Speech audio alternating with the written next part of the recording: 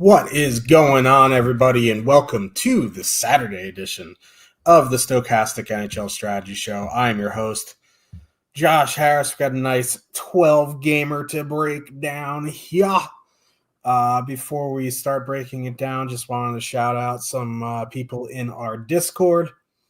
C. Dummit, he took down the 444 last night, held me off. He was anti-sweating in my face, which you have to respect. He took it down with Detroit 2, Montreal 1, Seth Jones, Hudson Talbot. He still would have beat me if that Clayton Keller goal stood.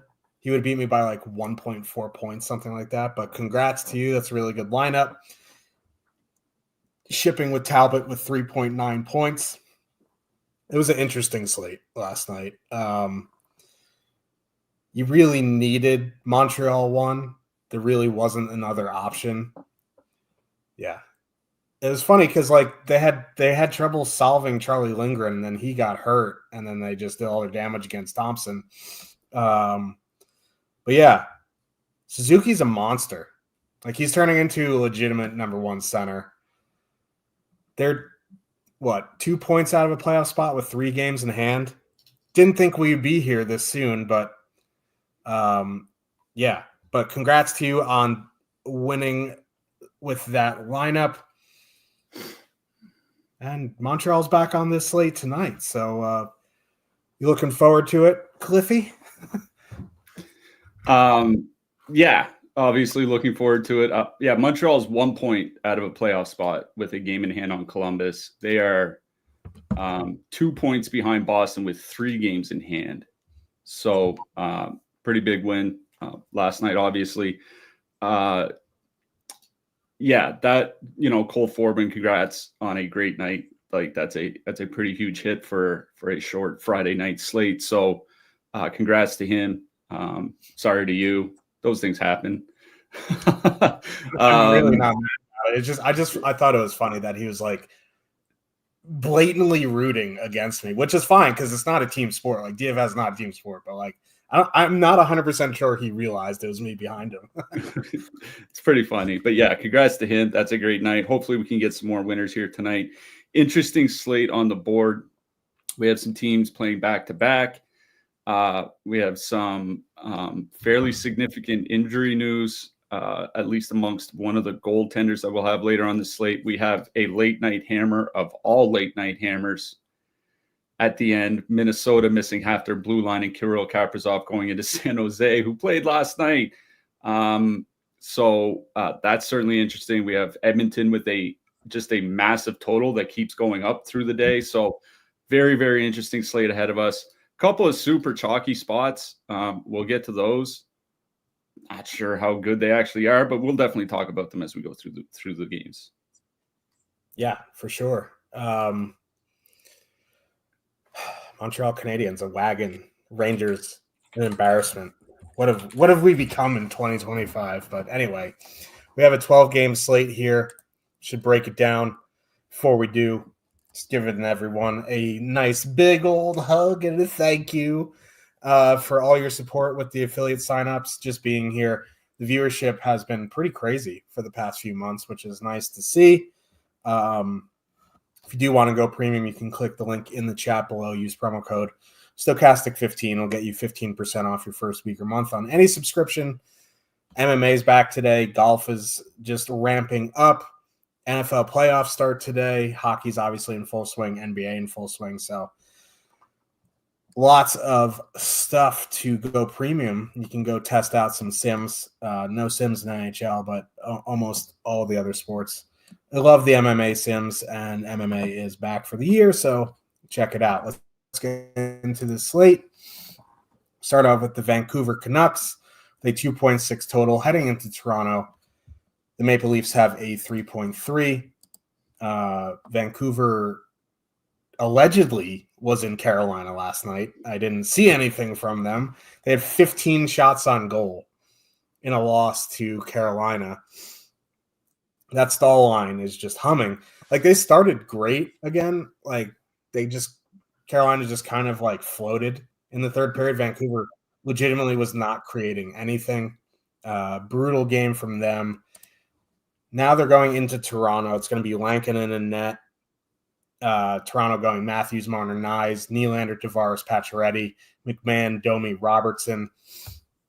They moved Nyes off the top power play unit and put Riley on, so they're going away from the 5 forward unit. Vancouver going Miller, Besser, Lekari-Maki, Pedersen, DeBrusque, Garland. As far as we know, there could be some line shuffling considering how bad they looked yesterday, but for now, that's what it is. I kind of like Toronto 1 here for a couple reasons. One, they're coming in at 2.3%. They are pricey at 21,400. Yes, they're going to see the Miller, Besser, Lekari-Maki line for the most part, but it is going to be Lankinen in the net. And he started off strong this season, but like he's kind of tailed just because his workload has been pretty heavy recently. And he's generally been a backup. So I don't mind spending up for Toronto 1 here. I don't know if I'm going to prioritize them in single entry, but they are definitely in my mix. But the issue is, right, you have Edmonton 1, who's $200 less, an unbelievable matchup with a huge total. You have Colorado on the slate. You have, there's Vegas going in at home to the Rangers in that price range. So it's kind of hard to prioritize Toronto 1 in single entry here. I do like them. I think they're in a pretty decent spot despite seeing Hughes and, JT Miller. If you're worried about that matchup, I think going to Toronto 2 makes some sense. They put Max Pacioretty back with Tavares and Nylander, and Tavares and Pacioretty have played excellent this season. The price on the line has come down. They're like 19.5 last week. Now they're more – it's not as like extreme. They're 17,800, and no one's playing them. They're going to avoid Miller. They're going to avoid the Quinn Hughes pairing. The middle six of Vancouver has not been great, so in the mix between 16 and 18,000, there's a bunch of lines as well. This is more of an MME line for me, but like at 17.8 in a pretty decent matchup compared to how they were last week at 19.5, I think they're more playable. I will throw the Bobby McMahon, Domi, Robertson third line into the hat as a filler for if you're spending up for Toronto, doing something with Edmonton power play, Tampa Bay, et cetera, et cetera. They have been pretty good this season. They're only 8,700. On the Vancouver side, despite it being Hildeby in net, I don't have a ton of interest. They looked absolutely terrible yesterday. Now they flew from Carolina to Toronto. Yes, they're professional, but like that's not the shortest flight you could take. I don't know. Like if you happen to get one of 150, Miller, Besser, Lekari-Maki in your MME mix, sure. But like I'm pretty much out on Vancouver here tonight. I'm going to agree on Vancouver. I don't really have a ton of interest here. Toronto's generally been fine defensively this year. Goalies have generally been pretty good. The one weak spot the Leafs have had has kind of been the penalty kill. Vancouver's not drawing many power plays. The power play's not been that great either. Like 17,000 for that Pedersen line, that just feels pretty steep, for a single entry on the road. We'll get to New Jersey a little later. Like I think they're in play. Obviously, there's some Minnesota, Montreal, Dallas, Columbus, like all in that price range. I just don't think there's anything worth it in single entry in Vancouver. Like if you want to play them in your 150s, no issue. Like I would probably go to the JT Miller, Lekari-Maki line. Like at least they've been generating some offense. And like you said, they do play a lot with Quinn Hughes. 70 minutes together for Miller and Lekari-Maki, 58 shot attempts, 3.1 expected goals, 2.7 actual goals. It's not elite or anything like that, but it's solid. And, that line is 15,300. It's pretty reasonable. Like you can play them in your 150s. I'm definitely not playing Vancouver in single entry. Honestly, not even super excited about Toronto. One thing about Toronto is that you would generally be able to rely on Matthews and his line mates, at least Matthews and Marner, playing like 20 plus minutes. Like if you look at Matthews in the 4 games since he came back, 17 and a half, 15 and a half, 20 and 21. Like there's pretty big spread there. You know what I mean? And that worries me. He didn't play very much in that loss to Carolina. He only played 15 and a half minutes. And that was a game where they got up kind of early, right? Like they could have been defending a lead and they just got ran over. I think him and Marner, we don't use plus minus here, but him and Marner were -6 in a game where Carolina scored 6 goals. Like that's a tough break. 21,400 is just pretty steep. Like you're right about Lankinen. He has been on a slide of late, but even on his slide, he's only given up 2.5 goals per game in his last 10 starts because Vancouver's still pretty good defensively. They don't give up a ton of shots. Like, anything can happen in a single game, but Toronto might only get like 25 to 30 shots here tonight. It's just not a lot. So even if Lankinen lets in 2 or 3, it's not a big game from the Leafs. Like, honestly, I think it's that Toronto third line you mentioned that I'd have the most interest in, given what there is on the rest of the slate. There is Edmonton, there is Colorado, there is Tampa Bay. Like there are a lot of expensive spots here tonight. McMahon and Domi have been able to score pretty well this year. Obviously, their shooting percentage is a little bit hot, but even, at like 10% shooting, they would be well above average scoring, like probably in line with that JT Miller line. So I think it's Toronto 3 that I would have interest in single entry. If I'm playing out Tampa Bay, if I'm playing at Colorado, something like that. Other than that, I don't have a lot of interest in this game. Yep. Dallas Stars, the 3.5 total. Heading into Montreal, the Canadiens have a 2.6. Dallas going Robertson, Hintz, Donov, Johnson, Duchesne, Ben, Stankov, and Bork Steele. Now, Montreal played last night. Michael Pizzetta played 3 minutes. And he skated this morning. Line also skated this morning, so it's definitely possible that Line is going to be back here tonight. We won't know till warm-ups. I would throw Line into the similar boat as Pettersson was yesterday. Now, Pettersson was on an IR, so they had to activate him before the game. So the cat got let out of the bag there a little bit. With Line, we won't know legit until warm-ups unless Marty St. Louis is like, yes, he's playing tonight, which isn't Marty St. Louis style. So, I'm not running out to play Line and single entry here tonight, but, I wouldn't mind him as a low-owned one-off if we got there. Montreal won at 16-8. It's just a really tough matchup. I used them last night and got rewarded, but that was against Washington, who is a bit leaky defensively. Dallas has been generally a very good team. It's just hard to prioritize them in single entry, especially in this game when they're 16-8 and the Johnson, Duchesne, Ben line is 16-7, right? And Dallas has a total almost a full goal higher. So I'm fine with Montreal 1 in your MME mix. I don't think I'll get there in single entry. If Laine's playing, I think he's a pretty contrarian, high upside one-off.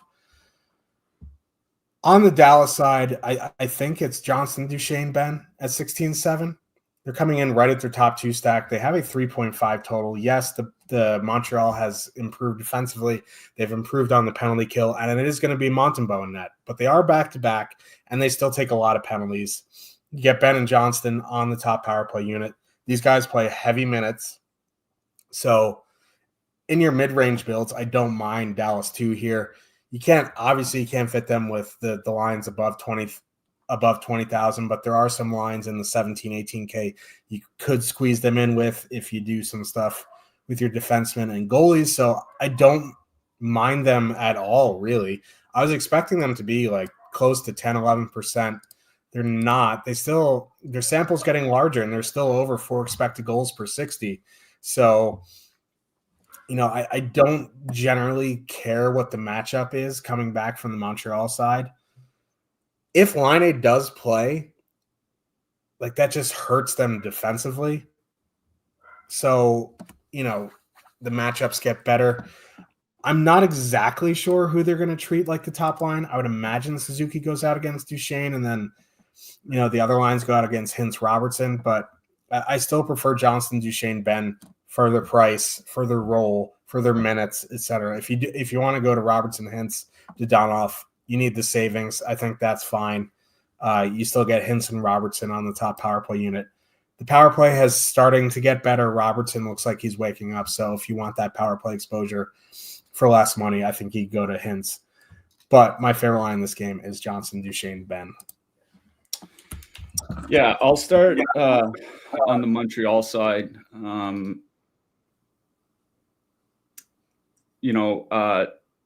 Tom Olson in the chat mentioned it earlier. Montreal, they started the season with a very bad expected goals against mark, basically for the entire month of October. I mentioned it to you this morning in a DM that when I was looking at what Montreal is doing better of late, and I looked at the last 12 games, because 13 games ago was that 9-2 blowout when they got their brains beat in by Pittsburgh, and then they've been on a 9-3 run since then. I looked at home plate shots against, which is like, if you can visualize looking at, down at the rink from up high, it basically goes from the goalposts out to the face-off dots, up to the tops of the circle, and then across the ice from there. Basically like a high danger area place to allow shots from. Montreal's last 12 games, they've cut those number of shots against by more than half. And that's been the big difference for the Canadiens, is that they were giving up a ton from the slot in the, through their first 20 games of the season, even 25 games. That's gotten a lot better recently. I think Alex Carrier is part of it. He's been really good with Caden Gooley. They're not allowing a lot from the front of the net, and allows Matheson in easier matchups. So I don't think Montreal is this good defensively. Like, I don't think they're a top 5 defensive team or anything in the NHL, but I also don't think they're anywhere near like the bottom 5 like they were earlier in the season. That's what makes it kind of tough to rely on Dallas. But one of the reasons why I still like Dallas, even though it might be a much tougher 5-on-5 matchup than it would have been even a month ago, 6 weeks ago, certainly, is that Montreal is still taking a ton of penalties. Like it was a problem last night against Washington. Like Washington went 1 for 4, I think it was, on the power play, and Montreal took 2 penalties basically like back to back in the first period. And if Washington gets 2 goals there, like, it might bury Montreal for the game. And the Habs just keep taking penalties. So like, even though the penalty kill is better, you can't take 4 penalties a game and expect to keep finding success defensively. So the Dallas power play is only shooting 10% over the last 15 games. They're due for some more positive regression. I do like Johnston, Duchesne, and Ben. 16,700, 6.5% top 2 stack, just a slightly higher than that ownership. As you mentioned, they've been really good offensively, 69 shot attempts, 4.1 expected goals, 6.4 actual goals. You could also make an argument that the 2 best playmakers on this team are Duchesne and Johnston, which is why they're creating a lot of dangerous shots. They know how to find each other for those dangerous shots. Certainly by some of the tracking data I've looked at, they lead their forward group by high danger passes per minute. So it's been a really good line. They were really good separately. They've been good together. I'm with you. I do like that Duchesne, Johnston, Ben line. If line A is in and you want to get better matchups, I do think Robertson, Hintz, Dodonov is fine. Now, they get less ice time than the top line, but they've been creating well also. Like 130 minutes with Dodonov there now, 3.1 expected goals, 3.6 actual goals. Like, they've been pretty good offensively. Sometimes you just got to hand it to them. So they would avoid the Carrier shutdown pair. They would avoid a lot of the Suzuki matchups. I think if you're looking for like a sub 15K line here tonight, Robertson, Hintz, Dodonov is fine, but it's a Johnston line I like best. I don't really like Montreal in this matchup. Dallas has arguably the best penalty kill in the league. Even with line A back, it's still a bad power play matchup. And if line A's back, remember when they were running a full lineup, Suzuki and Caulfield were skating like 17, 18 minutes a game. The reason why they've been playing 20 plus a night for the last few games is line A's been out. They play Michael Pezzetta 3 minutes a game, and Suzuki and Caulfield are used all over the lineup. If Laine's back, they might not get a ton of ice time here tonight. So not super in on Montreal, more in on the Dallas side. Would rather play Dallas 1 than Montreal 1 here, or Johnston line than the Suzuki line here tonight. So it's a Dallas game for me. Tampa Bay Lightning with a 2.8 total heading into New Jersey. The Devils have a 3.2. Tampa 1 is just way too expensive for this matchup. $25,200. They've come down $1,600 in the past week, but still it's way too expensive for this matchup. They're going to see the Hischier line. I'll never say no to a Kucherov one-off. He's one of the best players in the NHL, but as a full stack, I'm out on them. Hagel, Cirelli, Geeky, if they happen to get into your CSVs and 150 lineups, fine. But generally, I am out on Tampa here. The Devils side is at least a little bit more interesting. Hischier, Meyer, Nason at 17,200.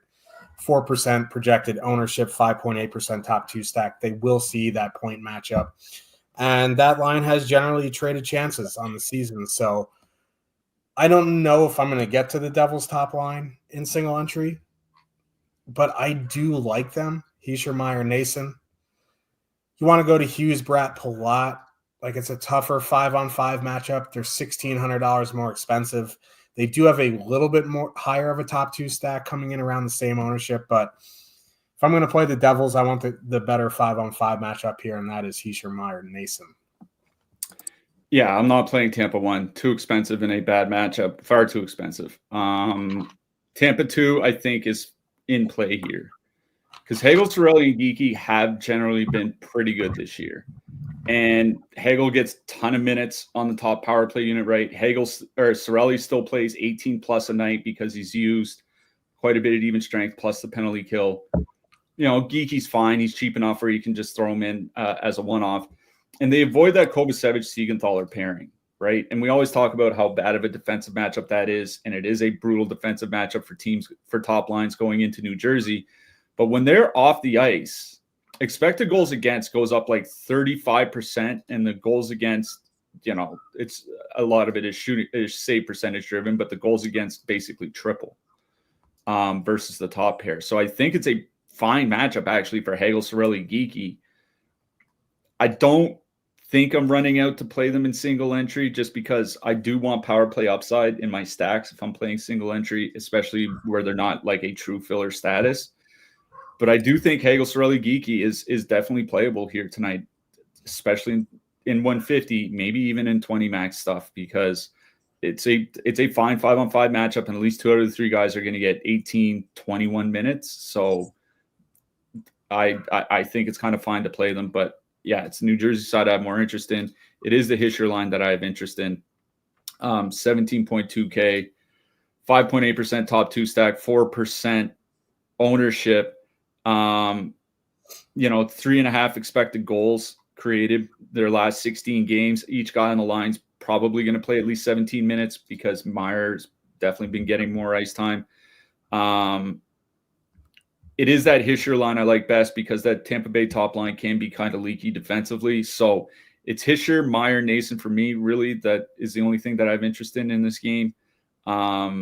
But I do think Tampa 2 is kind of interesting if you're looking for a 15K-ish line that's not going to get any ownership that does play minutes, and the matchup really isn't that bad.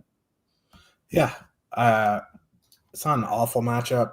It's not ideal, but, it is. I mean, Hagel just plays an absolute ton for a second liner. But, yeah. Anaheim Ducks with a 2.5 total heading into Philadelphia. The Flyers have a 3.4. I saw some people talking about they can't wait for me to say this earlier, and here's your moment. This game sucks. This is a brutal game. Flyers going Konechny, Tippett, Frost, Mitchkoff, Lawton, Paling, Forrester, Cates, Brink. Ducks going Vetrano, Strome, Colangelo, McTavish, Gauthier, Fabry, Carlson, Killorn, Lundestrom. Troy Terry's still out tonight. He's still with his wife and child in the hospital. Let's deal with the elephant in the room here. Konechny, Tippett, Frost, 14,200. 7.3% projected top two stacks, 17.5% projected ownership. I can't do it. I just can't. Like, if you want to do it, that's fine. You can be, Josh, they're fully correlated against the Ducks, who take a ton of penalties, and they have a 3.4 total. Here's my counter argument to that. Their power play sucks. They split their power play time. I'm pretty sure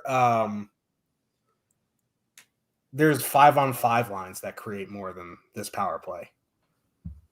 So, like, there is. Yeah. I am not full stacking this line at 17%. I think Konechny, if you want to eat the ownership on a one-off, is perfectly fine. Tippett, if you want to eat the ownership on the ownership, fine. He's fine as a one-off. But like full stacking a Flyers line at 18% in this economy is going to be an absolute no for me. If I was going to stack a line, it's going to be Forrester Cates Brink at 8,400. They're probably at the top of the list if I'm going to use a line with Colorado, Edmonton power play, et cetera, et cetera. They're still only 8,400. They're fully correlated on the other unit, and they legitimately split units. They both suck, but they split the time. They've been playing, like 14, 15, 16 minutes. That's a lot of ice time for 8,400. And they've legitimately been good in a large sample. And it's the one line that Torts doesn't mess with. So it would be Forrester Cates Brink for me. Konechny one-off, Tippett one-off if you want to eat the ownership there, but I don't have any interest in full stacking anything other than Forrester Cates Brink. On the Duck side, like, I wish I could just say I don't want to play the Ducks, but like, the Flyers blow. Their goalies suck. Their penalty kill sucks. Vetrano, Strome, Colangelo, 12,300 fully correlated at 0.5% projected. McTavish, Gauthier, Fabry, 9,700 at 1.7% fully correlated on the other unit. Like, if you don't want to play Sam Colangelo, right, with Vetrano and Strome, fine. You can go to McTavish, Gauthier, Fabry. I throw them in the filler basket at 9,700. Like, if I was playing 20 to 150, I honestly would take a stab on that Vetrano, Strome, Colangelo line. Like, there's no matchups that really worry me. Their penalty kill sucks. Their goalie sucks. Their blue line sucks. The counter argument is the Ducks suck, but like, this game sucks. So you have to consider at least something, except for that 17.5% projected line, because that's just absurd. I'm fine with connecting one off. Cates line. I think you have to give some consideration to the Ducks' top two lines in MME just because of how bad the Flyers are. Yeah, I'll start on the Anaheim side. I mean, the reason why you would play Anaheim is because the goaltending is bad. Like, think of how bad Colorado's goaltending was for like the first, 2 months of the season. And the Flyers have the lowest team save percentage in the league, and it's honestly not even that close. If you go back to the start of last season, they're still last in the league by team save percentage. And remember, Sam Ersson actually started last season reasonably well, at least like basically until like the end of December or whatever. Like in the last calendar year, it's just been atrocious. So like, honestly, Anaheim might only get like 20 shots here tonight, but like 20 shots puts them in range to score like 3 goals. Like, that's just kind of the way it is. So I'm in range to score 20. It's true. It would be McTavish, Gauthier, Fabry that I would have interest in, because that is a line, perfectly correlated. Anaheim, the Flyers penalty kill and power play especially is really bad. Like, the Anaheim power play is also really bad, but at least that McTavish line is perfectly correlated. Their last 10 games, like, they've been good offensively this season since being put together. Just their last 10 games. I thought they might have been slowing down, but still at 3.2 goals per 60 minutes over those last 10 games. So they're still scoring. And, without Troy Terry in the lineup, they're going to get a bit of, more offensive minutes. Just the last 5 games in general, Cutter Gauthier, 15 minutes. Fabry up near 18, McTavish 16.5. Like, that's, you can get 15 to 18 minutes for under 10K, against a team whose goaltending is legitimately the worst in the NHL.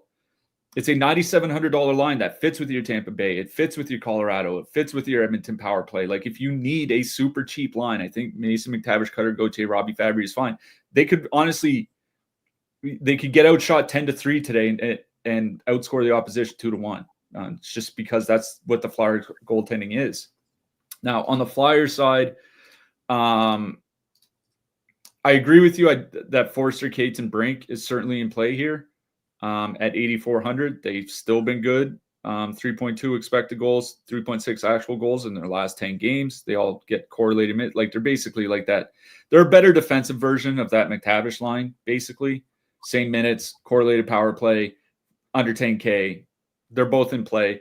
Other than that, like, it's tough to stack because, you know, if Dostal kind of stands on his head a little bit, and Anaheim has like a 1-0 lead between, like, in the middle of the second period, you're going to see these lines get absolutely nuked to shit. So I think a one-off Travis Konechny certainly makes a lot of sense. If you want a two-man him with Owen Tippett, I think that's okay.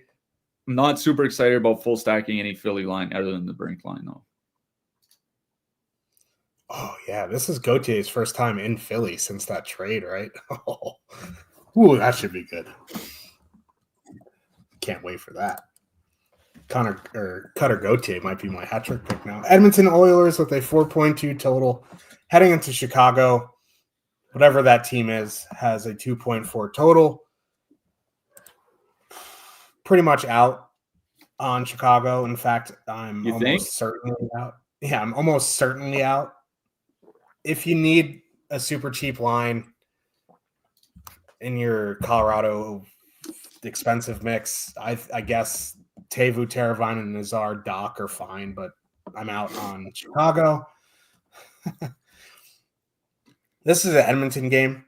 Clearly, the total has gone up from 4 to 4.2 on the day. McDavid, Hyman, Nugent, Hopkins are now the top line at 21,200, 19.1% top two stack, 13% projected ownership. Draisaitl, Arvidsson, Podkolzin, 15,100. 13% projected ownership with a 5.9% top two stack. Now, Chicago's penalty kill has generally been fine. And their 5-on-5 has generally been not great. I was trying to be nice yesterday. Got my facts a little crisscrossed on that. But Edmonton has one of those power plays that can just absolutely just melt faces if they want to. And they've started getting better, as Cliffy mentioned, because Bouchard has stopped just absolutely going full Jacob Chychrun on the blue line. You never go full Jacob Chychrun unless you're Jacob Chychrun. I think just full stacking Edmonton 1 is perfectly acceptable here. I do worry about leaving Draisaitl off. 1, that Draisaitl line has been very, very good. And 2, Draisaitl is very important to the power play. However, I will say the other night in Pittsburgh, they got down early, fast, and often, and they immediately went to McDavid, Draisaitl, Hyman for like the rest of the game. So do you really think they're going to go down 3-0 in the first 10 minutes to Chicago? Stewie Skinny has been a tad shaky this season, but no. I'm fine if you want to get really, really expensive and go McDavid, Draisaitl, Hyman here. You want to leave Nugent Hopkins off. I think that's fine. I think full stacking Edmonton 2, if you need a mid-price line, is also fine.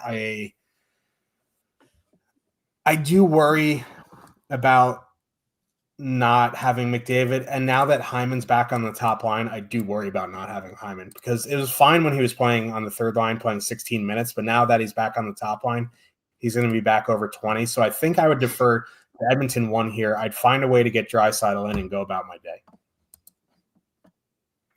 Yeah. Also, no interest in Chicago. On the Edmonton side, I agree with you. If I'm making an Edmonton stack here tonight, the one guy I can't leave off is Leon Draisaitl. We talked on the show before how good him and Podkolzin have been basically all season. I was looking at their numbers since Arvidsson returned. 60 minutes for that line since Arvidsson got back from his injury. 91 shot attempts, 4.5 expected goals, 3.2 actual goals per 60. I want to make the point here that they're better than the Flyers power play. That is better than the Flyers power play. And they're scoring about 25% above league average on a per minute basis with a shooting percentage below league average. So, like, God help the opposition if this line ever starts shooting even 9 or 10% or something like that, instead of the 7.5% they have been for the last handful of games. They don't get a ton of ice time, but like Leon Draisaitl has 74 shots on goal in his last 20 games. It's like 3.7 shots per game in his last 20. I think it's 4 shots per game in his last 10. They're just generating so much even strength. Plus, you add that power play. Speaking of the Edmonton power play, 16 games since Zach Hyman returned from injury, they're averaging 80 shots per 60 minutes on the power play. A really good power play will be at like 65. An elite one will be at like 70 to 75. They're at 80 since Hyman got back. It certainly looks like the power play that it's been for the last few seasons. So I really do like the Edmonton top 6 in general here. It's just how you want to stack them. If you want to do like McDavid, Draisaitl, Nugent, Hopkins, I think you can do that. Leave off Hyman because, maybe he's going to be the odd guy out, gets moved back down to the third line or something like that. If you want to go McDavid, Draisaitl, Hyman, I think that's fine as well. No matter what I do with Edmonton here tonight, Draisaitl is the one guy that I don't leave off the stack. That's just kind of the way I look at it. So, yeah, obviously an Edmonton game here. Yeah, and I also have a hard time leaving. I know Victor Arvidsson isn't on the power play, but he's still so cheap, and since he's come back, his shot rate has gone up. So it's like the Arvidsson game is coming. Winter is coming. We're going to the Hyman family jokes are so good. Hyman's dad definitely got him back on the top line. I love that shit. Columbus Blue Jackets with a 2.8 total heading into St. Louis. The Blues, for some ungodly reason, have the second highest total on the board at 3.6. It's not an ungodly reason. They've actually been really, really good. But the disrespect to our Blue Jackets is palpable. I just butchered that word. I'm not going to attempt it again. St. Louis going Kyrou, Holloway, Shen, Thomas Buchnevich, Sodomizer, Neighbors, Sundqvist, Bolduc. Columbus going Marchenko, Voronkov, Fantilli, Kent Johnson, Cole Sillinger, and James Van Riemsdyk. Cole was out sick. Owen was in. Now Owen's out, and Cole's back in. I'll start on the Columbus side. The only line I'd have interest in is Marchenko, Voronkov, Fantilli. They are 16,400 fully correlated. And I'm fine with them. And I honestly can't believe these words are coming out of my mouth. But the Braden Shen, Kyrou, Holloway line has been really good on both ends of the ice. I don't know how much, obviously Jim Montgomery has helped. I don't know what's going on here. I'm fine with Columbus one. I just don't think I'm going to prioritize them in single entry. If I was 20 maxing, they would absolutely be in my mid-range builds.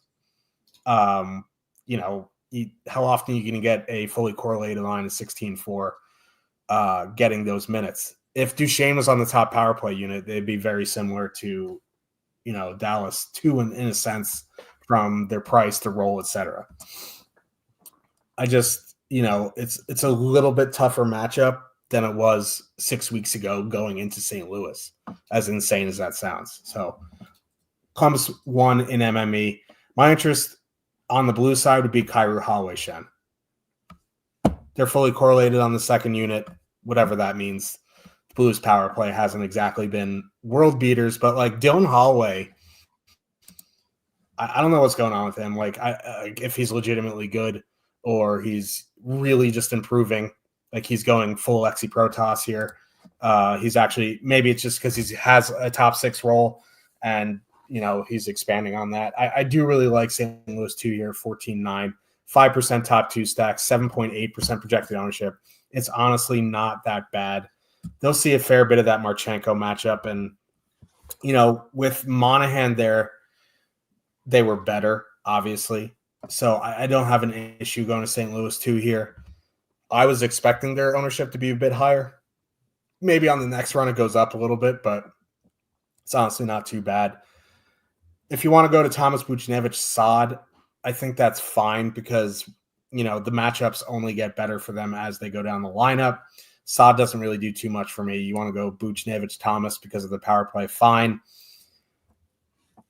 One off Sundqvist, one off Balduke because they're on the power play, sure. But this is a St. Louis 2 game for me. I also don't mind Columbus 1.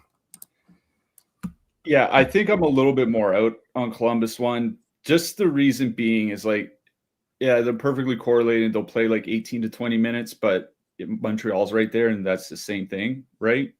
Now, I do think Montreal's on a little bit of a worse matchup, but if you want a better matchup, then Utah's right there, and we'll get to them in a second, but Utah's at home to the Islanders. The Islanders don't have a starting goalie, so I just think there are a couple other spots in that price range.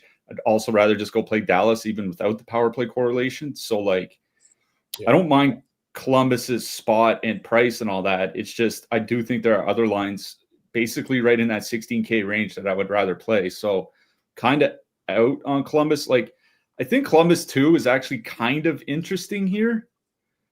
Johnson and Van Riemsdyk, I was looking at their numbers because they played a fair bit with Adam Fantilli, but I was looking at their numbers without Adam Fantilli. 65 shot attempts, 2.8 expected goals, 3.1 actual goals per 60 minutes. Sillinger's back. He's going to get ice time. He just does. And Kent Johnson is going to play on the top power play unit, so he'll get 17 to 19 minutes or whatever. I don't mind Columbus 2, actually. I think I kind of like them a little bit better because I do worry about the power play without Monahan. Monahan was a big reason why the Montreal power play was anywhere near half decent last season, and it got a lot worse after he got traded. And I don't think it's a coincidence that the Columbus power play got a lot better after they signed Sean Monahan. He's one of the best power play guys below the faceoff dots. I don't think Adam Fantilli can do the same thing at this stage of his career, so I'm less concerned about the power play. I think Columbus 2 as a filler, so only 10,500 as a filler. If you want to put them in with your, Edmontons or Colorados or whatever, I think that's fine. But it is St. Louis that I have a lot more interest in here. And it's because, like you said, there's just not a lot of ownership. And I agree with that Kyrou, Holloway, Shen line. Some of the tracking data I look at, Shen and Kyrou are basically 2 of the 3 best playmakers on the team behind Robert Thomas or right alongside him. Dylan Holloway is shooting the puck a lot. I do think that matters quite a bit. 72 shots for Holloway in his last 25 games, almost 3 shots per game going back a quarter of the season, nearly a quarter of the season. He's been shooting the puck a lot, and he has 2 great playmakers beside him. Not worried about any of the 5-on-5 matchups from Columbus. Maybe they can get there on the power play, but they're not expensive. And if you're looking at a sub 15K line, they're 14,900. You're not going to find too many in a better spot with perfect correlation. They're not going to get heavy minutes, but they could play 17, 18 minutes, upwards of 19 minutes for Kyrou maybe, or for Shen, sorry. So I don't mind St. Louis 2 here. If you want to go to St. Louis 1, perfectly fine. No issue with them. They'll have some big games at some point, even with Saad there, but it's St. Louis 2 I like best in this game, and it's not particularly close. Agreed. Colorado Avalanche with a 3 total heading into Winnipeg. The Jets have a 2.9. I'm pretty sure this is the first time all season there is a team with a 3 total going into Winnipeg with Hellebuck starting. I don't have the fact checker in front of me. This isn't a news station, but I'm pretty sure off the top of my head. Now, the Jets played last night. They lost 2-1 to the Kings. That game was just absolute sludge fest in the neutral zone. They're 2 of the best defensive teams in the league. Colorado is another very good defensive team. They're not nearly as good as LA, but McKinnon, Rantanen, Drouin, 23,400, 17.8% top 2 stack, 5% projected ownership. Now, McKinnon, Rantanen matchup proof. It is Hellebuck. They are on a back-to-back. Colorado absolutely ran them out of the rink in the playoffs in this building. That doesn't really matter here tonight, but it's something that makes me feel warm and fuzzy inside when I'm considering playing Colorado here tonight. I honestly have no issue with Colorado 1. They are really expensive, and I think if I'm going to get really expensive like that, it's going to be some sort of Edmonton stack. But if I'm not playing Edmonton, I think Colorado's next for me. So I honestly don't mind Colorado 1 here. The depth of Colorado doesn't really interest me at all. It's Colorado 1 or bust. On the Winnipeg side, I don't have a ton of interest. Like last night, we had some interest just because it was a 5-game slate.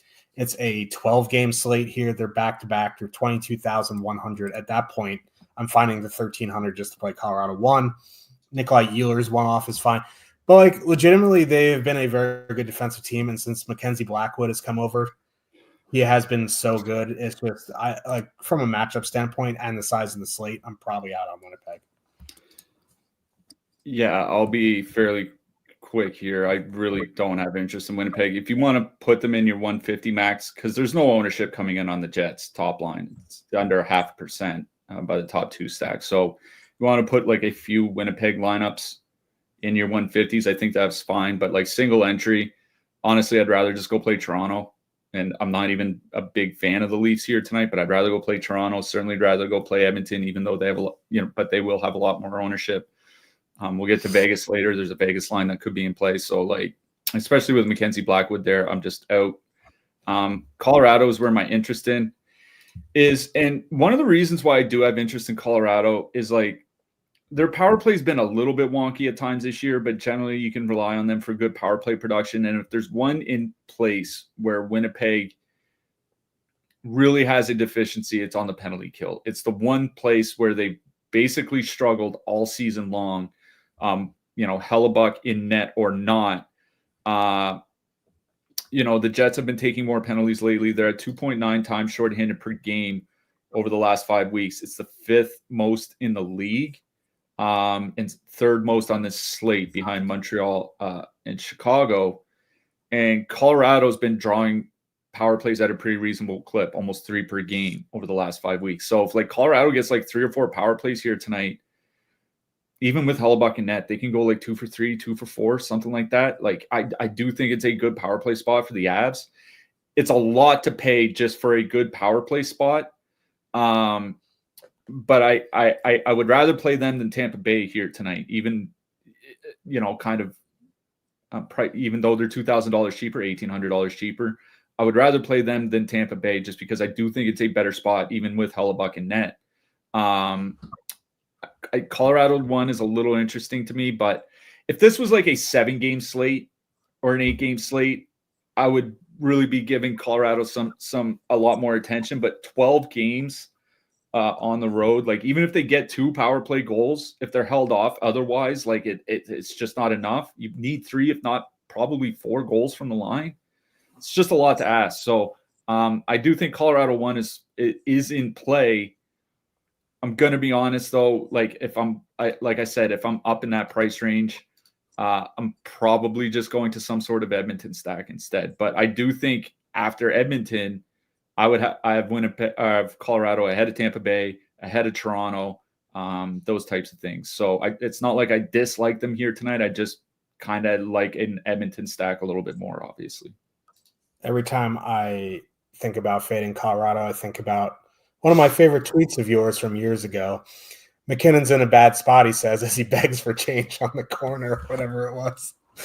Dude will just blow up anyone in a bad spot. It just is what it is. Washington Capitals with a 2.8 total. Heading into Nashville, the Predators have a 3.2. Forsberg, Marchessault, Stamkos, O'Reilly, Nyquist, Vinny Hinostroza. We will not be talking about Vinny Hinostroza, Clayton. That is more Vinny Hinostroza talk than I have had all season. So there you go. Washington going, looks like, I think they finished the game yesterday. Ovechkin, Strome, McMichael, Wilson, Protas, Dubois. So I think like McMichael and Protas flip-flopped.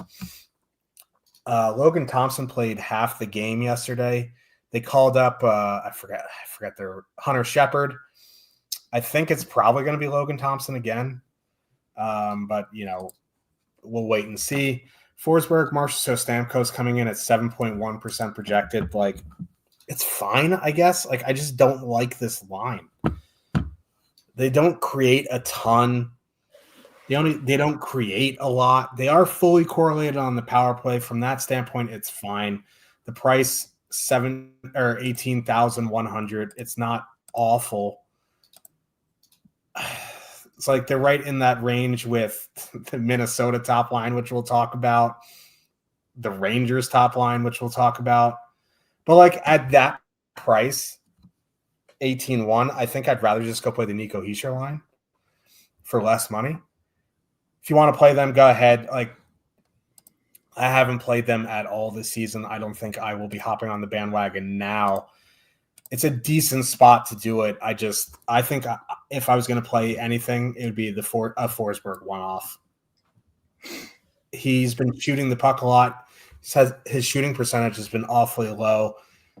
This is if you live on Narrative Street, he's from the Capitals organization. You can do whatever you want with that information, but I don't think I'd full stack Nashville one. I'd probably just be a Forsberg one-off. On the Washington side, there's absolutely no ownership on Washington here. They've looked awful their last few games. If it is Ovechkin, Strome, McMichael, the one thing I will say is McMichael plays heavily off the rush, and Nashville's a pretty slow defensive team.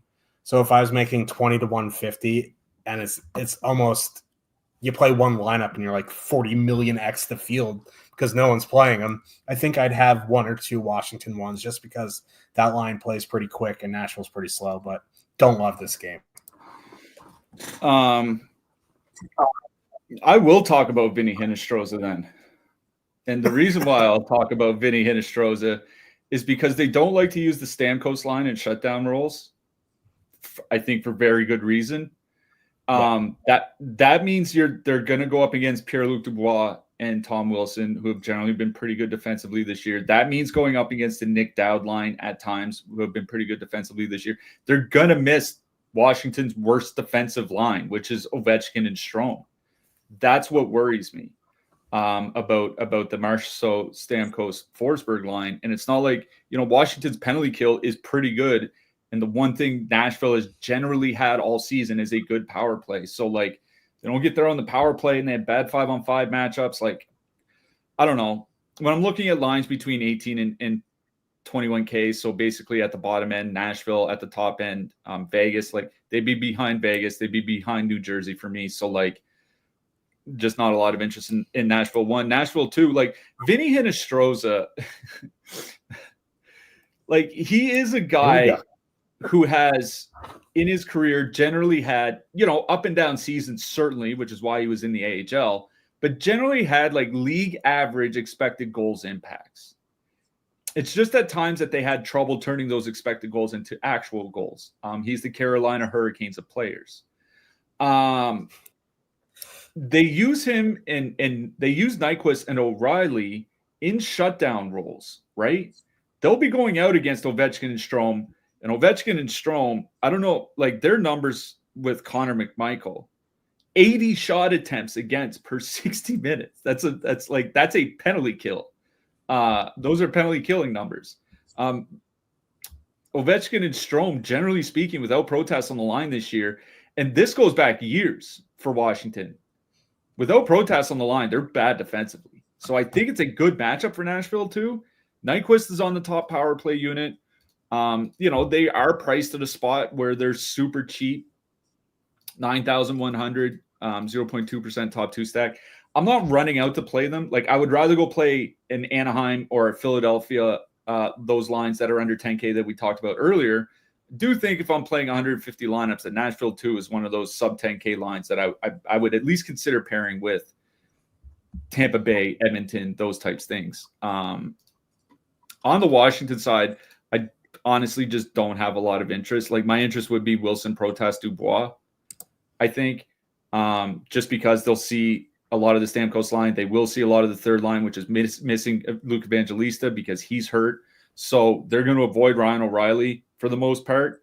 Wilson is on the top power play unit. That Washington second line, 3.2 expected goals, 66 shot attempts with Protas on it. They've been really, really good. Probably all skate over 18 minutes. So I think it's Washington 2 that I like best in this game. Nashville 2 is fine in your super expensive stacks. Generally speaking, I don't have interest in this game, and I can guarantee I won't have a stack out of it in my single entry. Yeah. We spent way too much time on Vinny Hinostroza. It's like that one short slate a few years ago where we talked about Mark Stahl for like 7 minutes. New York Islanders with a 3.0 total heading into Utah. Les Sockers have a 3 total as well. Ilya Sorokin, sick and out. Marcus Hogberg, the goalie for the Islanders here tonight. Hogberg.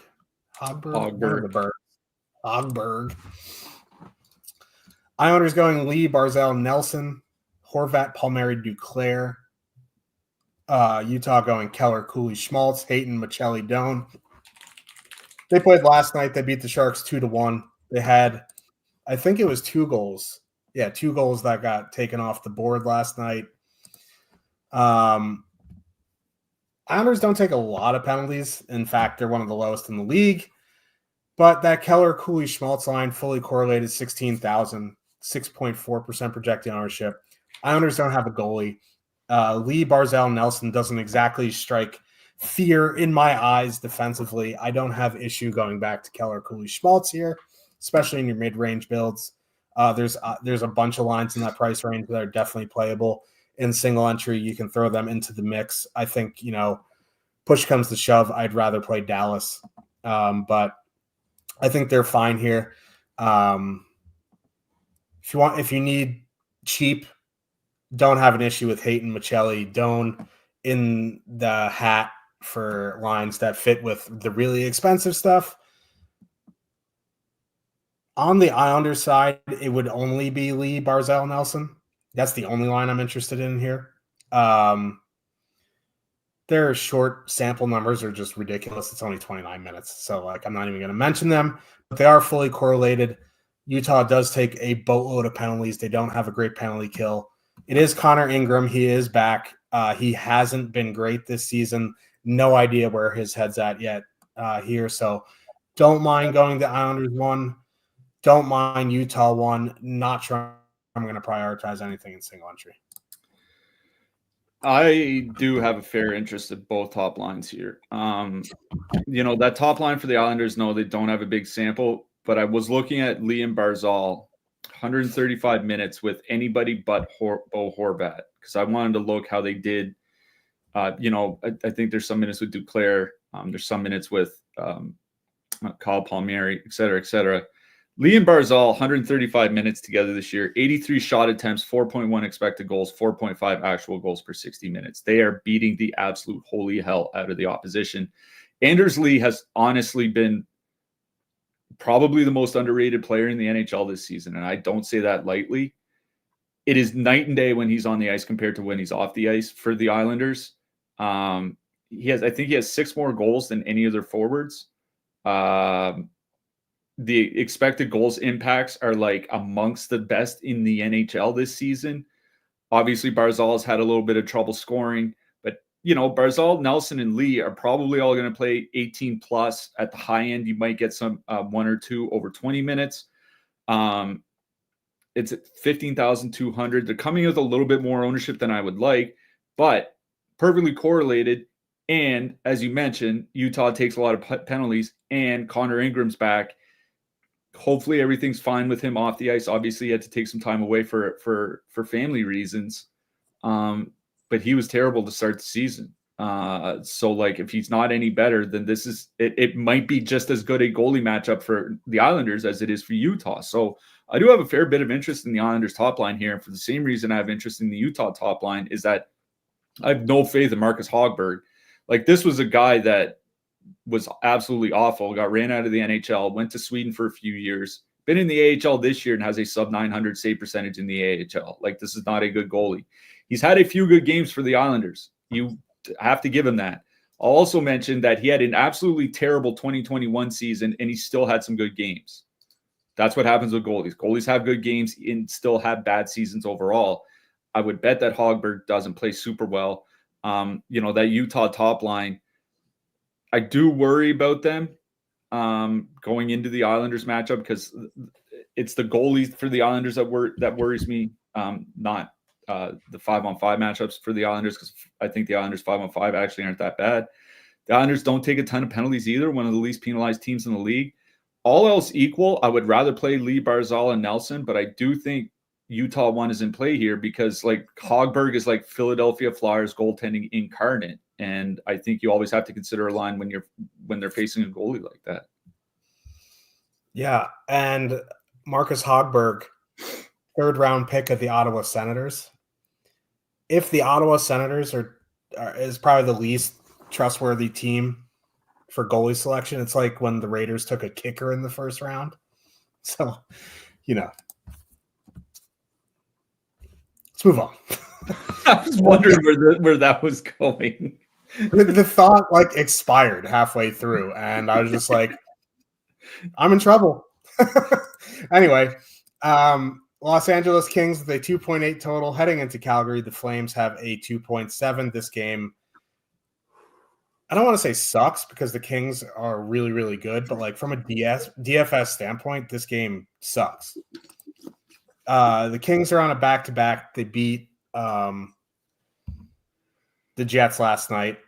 Cliffy and I were talking about this game a little bit this morning, that last night the Fiala, Ferrier, Deneau line were creating 9.5 expected goals per 60 minutes last night and didn't score. Sometimes that happens. Listen, these are the Kings are the best defensive team in the league. The Flames are honestly decent defensively, and Dustin Wolf is in net. It's not Danny V, our boy.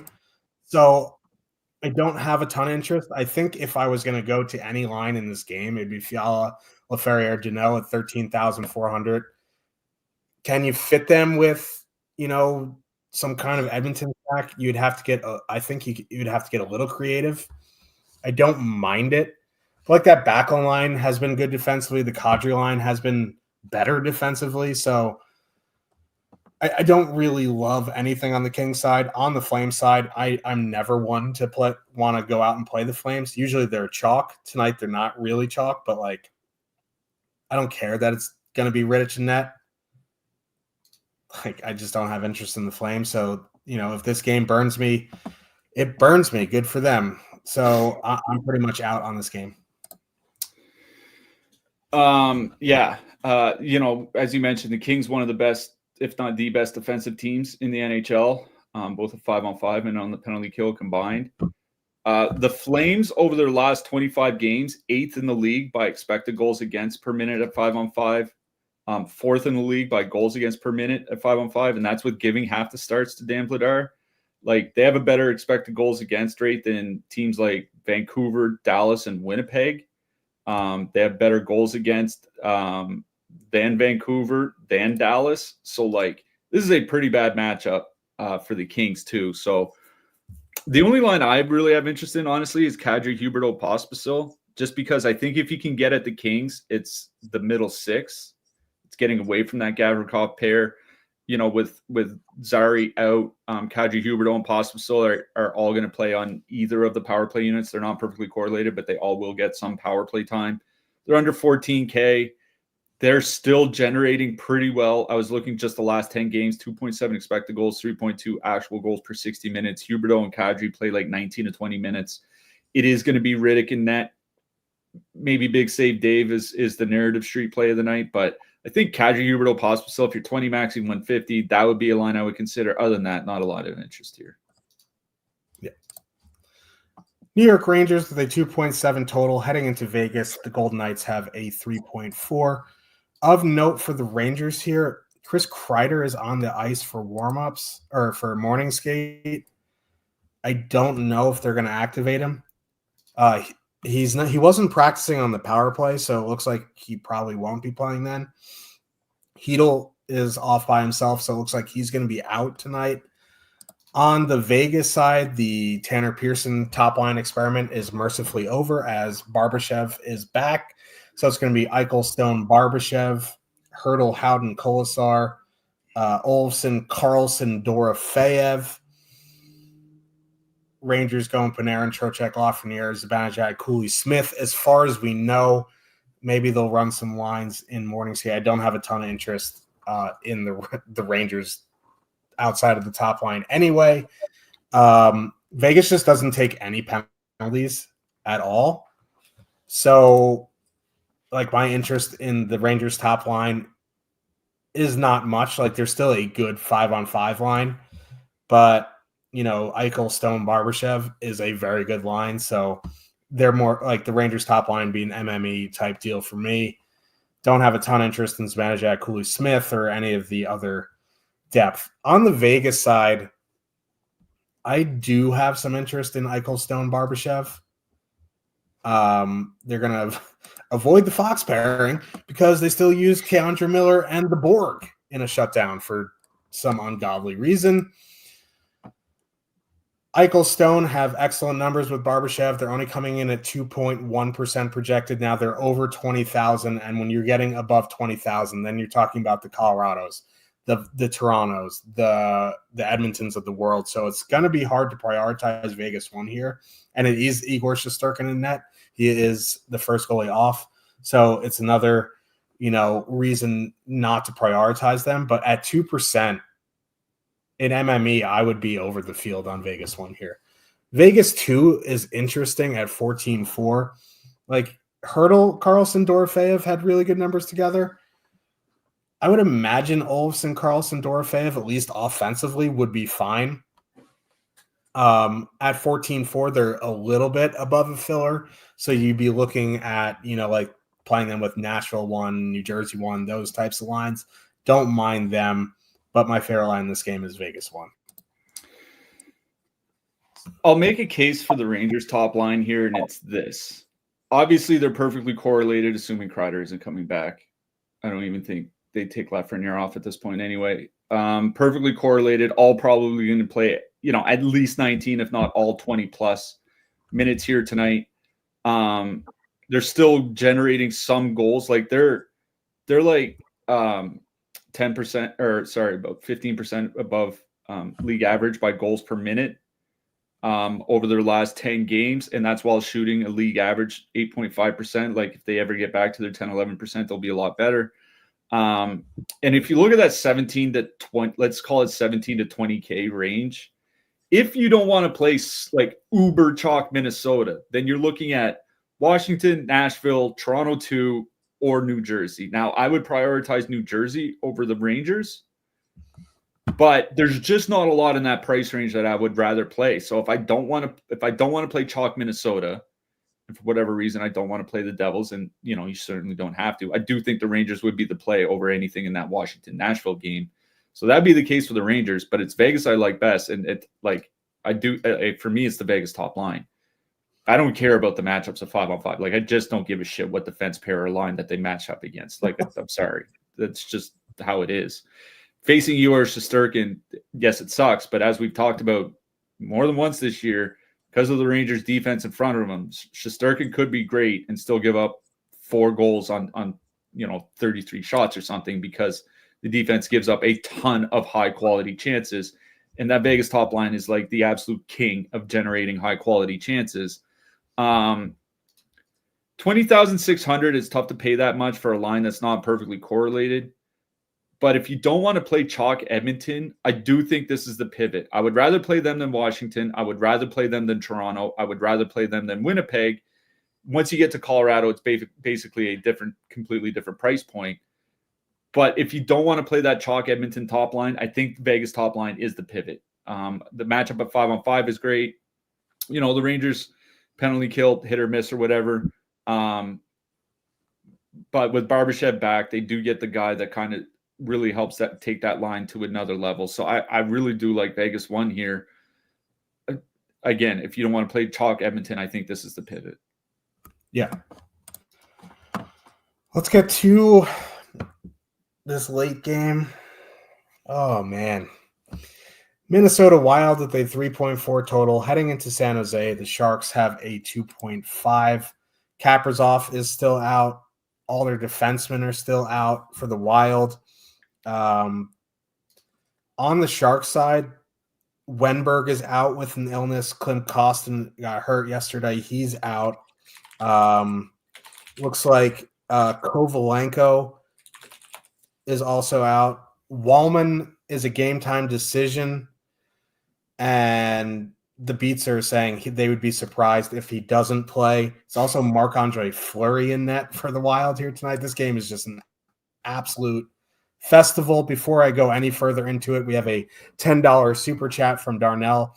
It says, from knowing literally nothing about NHL to profiting greatly over the past year or so, thank you guys for the insight. Y'all are the GOATs.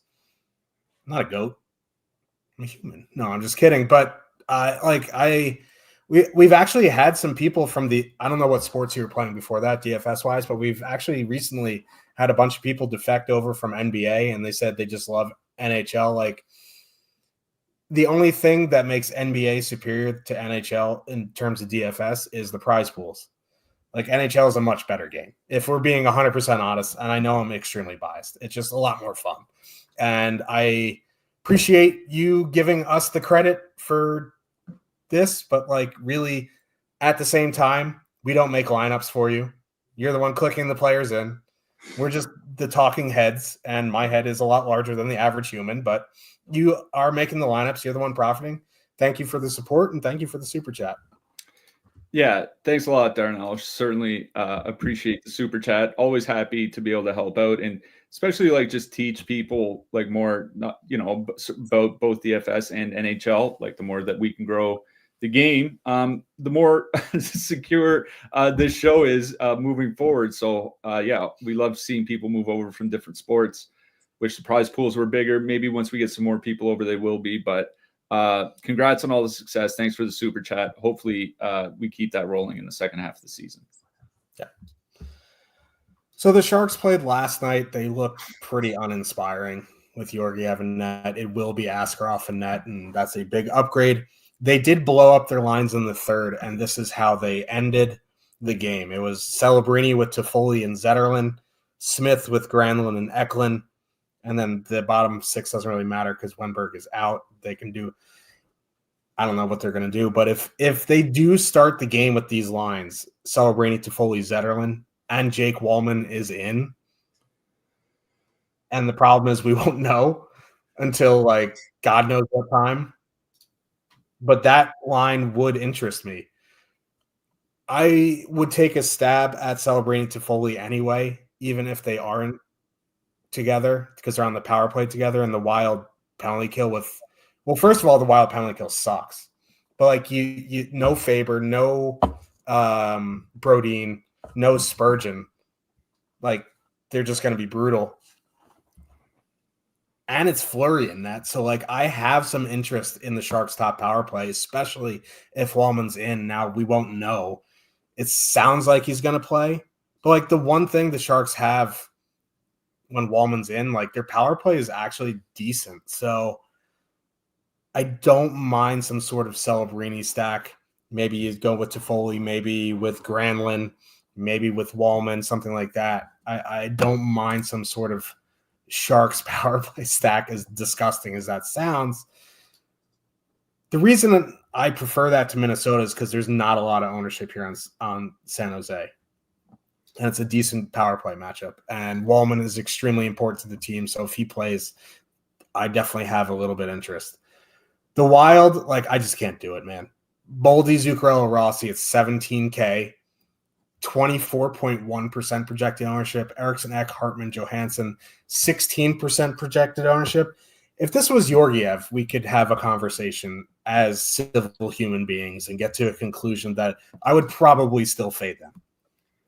But with Askarov in net, at that ownership, without Kaprizov, without Boldy, without, Spurgeon and Brodin, like, I just can't do it.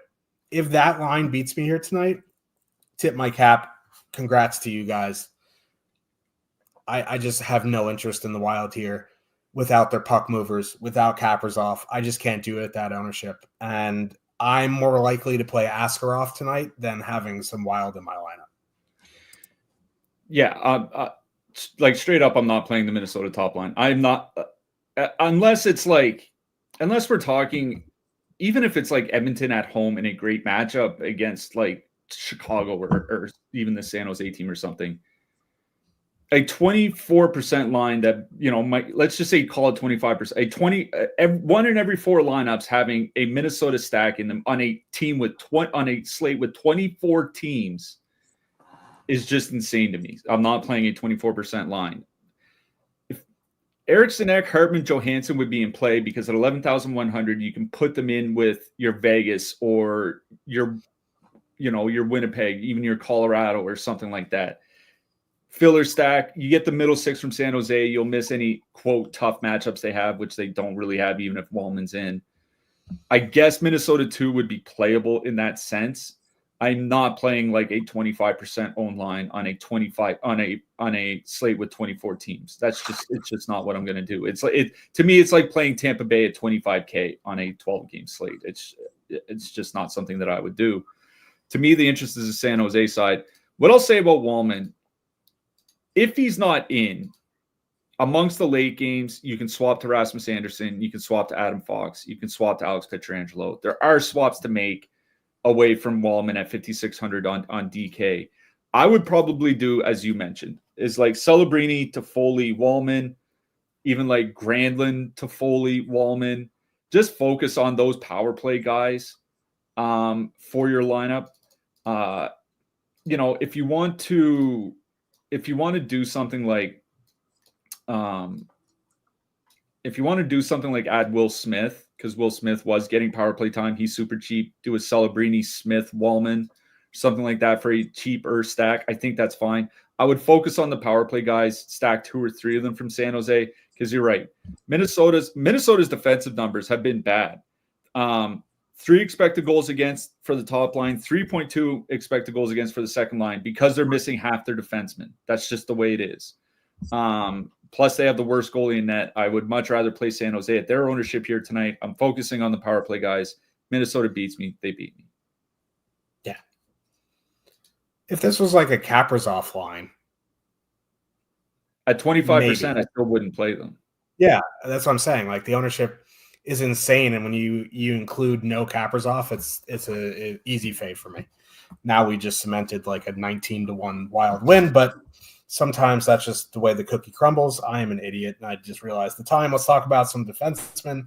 Top of the board, we have Werenski, Makar. I feel like they're just going to be at the top of the board the rest of the season. Quinn Hughes, Yossi, Bouchard, Hedman, Morrissey, Carlson. Those are the guys 6K and above. 9,100 is wildly expensive for a defenseman. I still think he's fine at that price. I don't think I'm going to prioritize that. If I happen to get a lineup that I like and there's 9,100 left over, I'd put Werenski in. Otherwise, I think Bouchard would be one for me. I don't particularly love the top range, so I'm probably not going to be living up there. What are you seeing? Yeah, I will say I think I would rather play Werenski than Columbus won here tonight. Same price, just pretty much. And well, just because it feels like if Columbus does get like 4 goals here tonight or something, Werenski's probably going to have to figure in pretty heavily with Monahan out. So I don't mind him. Roman Josi leads the way by point per dollar because Jake's still doing projections. No, but it's a fine spot. I have it Josi, Werenski, Bouchard by point per dollar amongst the expensive guys. If you want to play Makar, fine. But those would be the 3 I would focus on. It's the mid-price range that I think is more interesting to me. Like Thomas Harley, certainly 21.5 minutes in a pretty good matchup. The Matthias Ekholm, I think if you don't want to pay up for Bouchard, then Ekholm, because Chicago does have a good penalty kill, I think playing Ekholm makes a ton of sense. I will also say Edmonton has better numbers when Ekholm is on the ice without Bouchard than vice versa. It looks like they're back together, but they have been split up at times recently. Justin Falk at 4K, I think is certainly playable at home in that Columbus matchup. Miro Heiskanen, if you have the room to move up from Harley to him, I think is certainly in play. Noah Dobson, in a pretty good power play matchup. Shooting a lot, I think, is in play. Mikhail Sergachev on the other side of that game as well. So there are a lot of guys that I think I'd rather live in that 4 to 6K range, even figuring in price per dollar, than I would be paying, for the super expensive guys. For the cheap guys, like there's a lot of them.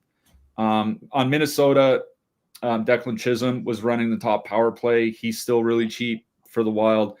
Adam Pelech is getting good minutes for the Wild. So is Ryan Pulock. They're both in play. Josh Manson's under 3K again for Colorado. Rasmus Ristolainen, it's a great matchup, and he's getting power play time. Again, their power play sucks, but it's better to get, terrible power play time than to get no power play time. Nils Lundqvist played a fair amount of minutes for Dallas in the last game. He's quietly having a pretty good season. If you need a mid-price guy, I think he's fine. Oliver Ekman-Larsson playing more minutes with Jake McCabe out for Toronto. I think he's certainly in play. Alex Carrier for Montreal, he's fine. Dylan Sandberg came back last night for Winnipeg, and Dylan Sandberg played 22 minutes last night for Winnipeg. He's been priced as well. Dante Fabro and Luke Hughes, and Cam Fowler as well, obviously at home. I think he's 3,900. So I honestly don't I do pay up for defensemen like a fair bit. I think this is a night where I'd rather look under 6K than look over 6K. I agree. Let's talk about goalies here. We'll get the monkey off our back here. Jack Greaves, min price. If you need a min price goalie, you play Jack Greaves. Don't really want to, because there's some decent goalie options here tonight. At the top of if I'm spending up, there's three. It would be Jake Ottinger, Jordan Bennington, or Mackenzie Blackwood. In the mid-range, I think Logan Thompson is fine. Dustin Wolf is fine. Connor Hellebuck is fine. I don't know if I'm going to be in that mid-range. If I'm going down cheap, I think Lucas Dostal makes some sense at 7,300. Askarov at 7K. I don't particularly love Montembeault here, but at 7,100, I don't mind it. But if I'm going to be in that range, I'll probably just play Askarov or Jack Greaves if you need the extra savings. Yeah, it's funny that the three expensive goalies that were popping for me when I went over the slate this morning were Binnington, Joe Woll, and Philip Gustafsson, and now Woll and Gustafsson aren't starting, so it's like Binnington.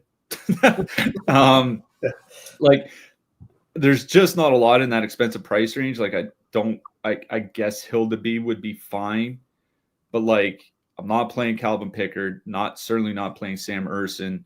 Aiden Hill against the Rangers feels dangerous. That feels like a 2 goals against on 21 shots type game, but it's fine. So I guess Binnington would be the expensive goalie. Jake Ottinger certainly I think is playable, because Montreal's getting a lot of success on the power play, but Dallas's penalty kill is great. So if Montreal doesn't get there at 5-on-5, they could be in trouble. So I think Ottinger and Binnington would be the 2 expensive goalies, but it's the cheaper goalies I like here tonight. Dustin Wolf, he's not super cheap. 7,500 at home against the Kings, I think, is really in play. Igor Shesterkin on the road. If the Rangers win that game, I got to think it's because Shesterkin has a pretty good game. Assuming Logan Thompson starts for Washington, Nashville couldn't.